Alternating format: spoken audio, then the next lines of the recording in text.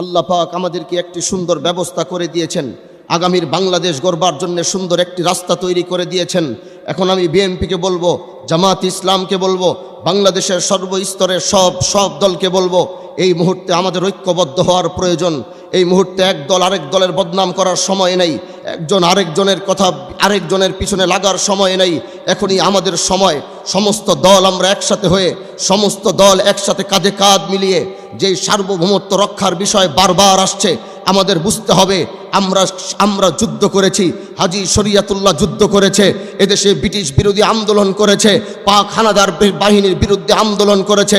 আমাদের অস্ত্রের প্রয়োজন হয় নাই, আমাদের জনগণের প্রয়োজন হয় নাই, আমরা ইমানের মাধ্যমে সবসময় মোকাবেলা করেছি। ইতিহাস টানতে গেলে দেখবেন একই ইতিহাস বারবার আসবে, মুসলমান ইমানের দ্বারা মোকাবেলা করেছে। এজন্য বলবো, আওয়ামী লীগ থেকে আমরা শিক্ষা পেয়েছি। এজন্য বর্তমান বাংলাদেশে বিএনপি বলবো, জামাত ইসলাম বলবো, সমস্ত ইসলামী সমমাননা দলগুলো বলবো, সবাইকে ঐক্যবদ্ধ হয়ে সার্বভৌমত্ব রক্ষার জন্যে হাতে হাত মিলিয়ে আগামীর বাংলাদেশ গড়বার জন্যে একটি সিদ্ধান্তে আসতে হবে। আর যদি আপনারা সেই সিদ্ধান্তে না আসবেন, তাহলে মনে রাখবেন, এদেশের মানুষ আওয়ামী লীগের সাথে যে ব্যবহার করেছে, আপনাদের সাথে একই ধরনের ব্যবহার করবে। আপনারা জানেন, আল্লাহ পাক আমাকে হজরতে হাজী শরিয়াতুল্লাহ রহমতুল্লাহ আলাইহির বংশের সন্তান হিসাবে কবুল করেছেন। যখন এই দেশ ব্রিটিশের জিঞ্জিলে আবদ্ধ ছিল, হিন্দু জমিদারদের অত্যাচারে দেশ যখন অত্যাচারিত ছিল, তখনই এই দেশে হাজী শরিয়াতুল্লাহ রহমতুল্লাহ আলাইহি আগমন করেছিলেন এবং সমস্ত অন্যায় অবিচারকে রুখে দেবার জন্য একটি হুঙ্কার দিয়েছিলেন।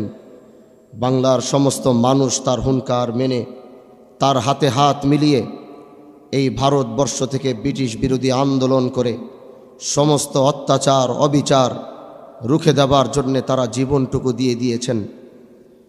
আজও আমরা সেই বংশের সন্তান এদেশে বেঁচে আছি, আজও আল্লাহ পাক আমাদেরকে বাঁচিয়ে রাখছেন। আজও দেশের জন্যে, মানবতার জন্যে আমরা কাজ করে যাচ্ছি। গত 16 বছর আমরা দেখেছি, আমাদের এই 16 বছরে আমাদের ওলামায়ে কেরাম থেকে শুরু করে সমস্ত দলের নেতৃবৃন্দরা যেই পরিমাণে অত্যাচারিত ছিল এবং যেই পরিমাণে হত্যাযোগ্য কাজ হয়েছে এই দেশে, আজও পর্যন্ত একটি বিচার আমরা সুন্দর মতো পাইনি। এই জুলাই আগস্টের গণ অভ্যুত্থানে যারা শহীদ হয়েছে, তাদের পরিবার রাষ্ট্রের কাছে বিচার চাইতে পারছে যে আমার সন্তান হত্যা হয়েছে, আমি সেটার বিচার চাই। কিন্তু আপনারা কি সেই 5 মের শাপলা চত্বরের কথা কি ভুলে গেছেন? যেই শাপলা চত্বরে সেই রাতের বেলা যেই গণহত্যা, সেই রাতের বেলা এদেশের প্রশাসন জালেম সরকারের নির্দেশে চালিয়েছিল। আজ আপনারা একটাবার প্রশ্ন করে দেখেন, জুলাই আগস্টের গণ অভ্যুত্থানের প্রতিটা মা রাষ্ট্রের কাছে বিচার চেয়েছে সন্তানের জন্যে, প্রতিটা বাবা রাষ্ট্রের কাছে বিচার চেয়েছে সন্তানের জন্যে, প্রতিটা ভাই তার ভাইয়ের জন্য বিচার চেয়েছে রাষ্ট্রের কাছে। কিন্তু সেই 5 মের রাতের যে অন্ধকারের দৃশ্য, ওই রাতের পর থেকে কোনো বাবা তার সন্তান নিখোঁজ হওয়ার, তার সন্তান হত্যা হওয়ার বিচার চাইতে পারে নাই। তাহলে আপনি বুঝেন যে আমরা কেমন কোনটাসা ছিলাম। এজন্য আমার বক্তব্য শেষ, আমি লম্বা কথা বলবো না, সবচেয়ে শেষ কথা এটাই বলতে চাই, আল্লাহ পাক আমাদেরকে একটি সুন্দর ব্যবস্থা করে দিয়েছেন, আগামীর বাংলাদেশ গড়বার জন্য সুন্দর একটি রাস্তা তৈরি করে দিয়েছেন। এখন আমি বিএনপিকে বলবো, জামাত ইসলামকে বলবো, বাংলাদেশের সর্বস্তরের সব দলকে বলবো, এই মুহূর্তে আমাদের ঐক্যবদ্ধ হওয়ার প্রয়োজন। এই মুহূর্তে এক দল আরেক দলের বদনাম করার সময় নেই, একজন আরেকজনের কথা আরেকজনের পিছনে লাগার সময় নেই।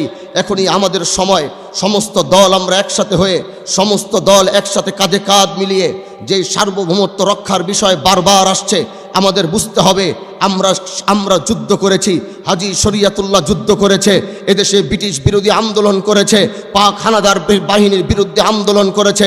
আমাদের অস্ত্রের প্রয়োজন হয় নাই, আমাদের জনগণের প্রয়োজন হয় নাই, আমরা ইমানের মাধ্যমে সবসময় মোকাবেলা করেছি। ইতিহাস টানতে গেলে দেখবেন একই ইতিহাস বারবার আসবে, মুসলমান ইমানের দ্বারা মোকাবেলা করেছে। এজন্য বলবো, আওয়ামী লীগ থেকে আমরা শিক্ষা পেয়েছি। এজন্য বর্তমান বাংলাদেশে বিএনপি বলবো, জামাত ইসলাম বলবো, সমস্ত ইসলামী সমমাননা দলগুলো বলবো, সবাইকে ঐক্যবদ্ধ হয়ে সার্বভৌমত্ব রক্ষার জন্যে হাতে হাত মিলিয়ে আগামীর বাংলাদেশ গড়বার জন্যে একটি সিদ্ধান্তে আসতে হবে। আর যদি আপনারা সেই সিদ্ধান্তে না আসবেন, তাহলে মনে রাখবেন, এদেশের মানুষ আওয়ামী লীগের সাথে যে ব্যবহার করেছে, আপনাদের সাথে একই ধরনের ব্যবহার করবে। এজন্য আমরা একসাথে থাকবো, একসাথে গড়বো, আগামীর বাংলাদেশ আমরা কাঁধে কাঁধ মিলিয়ে চালাবো, কাউকে মাইনাস করে না, সবাইকে বুকের মধ্যে ধারণ করব। আগামীর বাংলাদেশে সার্বভৌমত্ব রক্ষার জন্য আমরা ব্রিটিশ বিরোধী আন্দোলন করেছি, আমাদের কেউ আটকাইতে পারে নাই। বাংলাদেশের মানচিত্র রক্ষা করবার জন্য আমরা ৭১ যুদ্ধ করেছি, আমাদেরকে কেউ আটকাইতে পারে নাই। আগামীতেও যদি ভারত আমাদের দিকে আক্রমণ করার দৃষ্টান্তমূলক যেই চিন্তা ভাবনা রেখেছে, এদেশের মানুষ ভারতের বিরুদ্ধে মোকাবেলা করার জন্য প্রস্তুত আছে। নাসরুম মিনাল্লাহ ওয়া ফাতহুন করিব ওয়া বাশশিরিল মুমিনিন। আমি বেশি সময় দিতে পারলাম না, আমার এখনই শিবচর যাইতে হবে। আর খেলাফত এই রাশেদা, বিশেষ করে আমার ভাই মাওলানা ইয়াসিন, আমার ছোট থাকা, আমি তো পুরান ঢাকার ছেলে, তো আমার এই ভাইয়ের সাথে ছোটোবেলা থেকেই আমাদের বাসায় নামাজের জায়গা ছিল। আমার ভাই সেখানে আসতেন, তারাবি পড়াইতেন, আমার আম্মা সবাই খুব মহব্বত করতে তাকে।